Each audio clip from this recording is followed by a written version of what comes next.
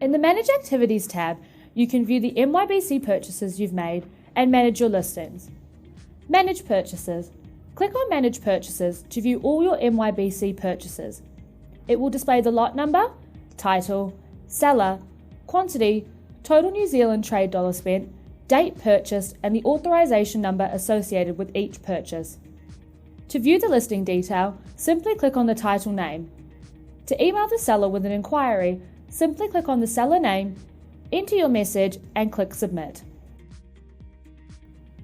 Manage Listings. Click on Manage Listings to view your open, closed, or unpublished listings and to view your sales. Open Listings. When you click on Manage Listings, you will default to your open listings, which are items you are currently selling. You can identify how many views your listing has received, how many have sold, and the quantities remaining. You can edit or close the listing by using the relevant button provided, or extend the listing by ticking the checkbox. Click on the drop-down arrow to change the view from open listings to either closed or unpublished listings or sales. Closed listings. These are listings that have closed or have been cancelled by you. You can identify the closing price of the item and the number of items remaining.